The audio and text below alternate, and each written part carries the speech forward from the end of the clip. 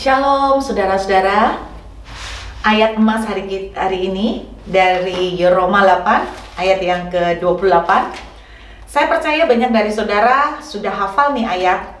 Allah turut bekerja dalam segala sesuatu untuk mendatangkan kebaikan bagi orang yang mengasihi Dia.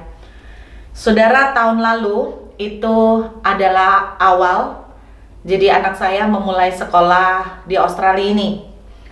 Tepatnya pada tanggal 1 Oktober kami sekeluarga datang ke sini. Saya mengantarkan anak untuk sekolah. Nah, sebetulnya waktu itu anak saya sedang grade 11 dan teman-teman yang lain sedang menjalani sekolah. Sementara anak saya istilahnya tuh skip.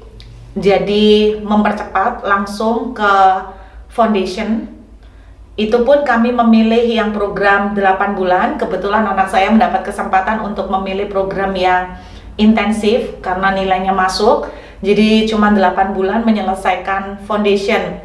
Foundation itu ibaratnya hampir sama dengan kelas 12 gitu ya. Jadi anak saya mendahuluin. Terus kemudian dia menjalani itu selama 8 bulan. Jadi ketika bulan Februari kemarin dia mulai selesai, bulan Februari Maret dia selesai. Kemudian apa yang terjadi, teman-temannya yang lain kan belum selesai, saudara. Nah, dia mulai skip supaya kemudian bisa langsung ke kuliah. Nah, untuk proses skip level pada waktu itu yang harus ditempuh dia cukup banyak juga. Dia harus melalui satu ujian yang namanya IGCSE. Dan ada kendala lain yang kami hadapi pada waktu itu karena dia di bawah 18 tahun, sehingga salah satu dari saya atau suami itu harus menjadi guardian, wali yang menemani dia selama di sini. Tidak boleh keluar tanpa dia. Akhirnya kami berdua sepakat memutuskan saya tetap tinggal di Indo, jadi wirawiri saudara, sementara suami yang menjadi guardian buat anak saya yang nomor 1. Nah, sempat pada awal-awal kami menjalani ini, saya maupun suami maupun anak saya berpikir bahwa ini keputusan yang salah. Karena ngapain gitu loh, cepet-cepet, karena mempersulit banyak. Salah satunya suami harus nemenin dia di sini dan saya harus bolak-balik dan itu cukup melelahkan, saudara. Sementara orang yang lain kan mungkin mereka nggak perlu ditemenin, mereka tinggal ditaruh di homestay. Masalahnya karena kendala uang juga kami memutuskan untuk tidak pakai homestay. Akhirnya ya harus korban nih, ceritanya suami yang jadi guardian. Nah, capek sekali saudara waktu harus pulang pergi Indonesia, Australia itu terus terang berkali-kali saya tuh menangis sama Tuhan. Saya tuh bilang kayaknya ini keputusan yang salah ya Tuhan, saya terlalu awal untuk masuk ke Australia. Mending tahu gitu biar anak saya selesai sampai grade 12, baru setelah itu pindah, jadi nggak perlu guardian. Saya maupun suami maupun anak saya sendiri juga kami mulai merasakan bahwa begitu banyak kesulitan dan pasti ini keputusan yang salah. Tapi memang waktu itu terbukanya kesempatan untuk scholarship beasiswa. Memang waktu itu saya sempat tanya sama pihak sekolah, boleh nggak beasiswanya saya ambil untuk tahun depan? Dia bilang nggak bisa, itu hanya untuk tahun ini, tahun 2019 kemarin.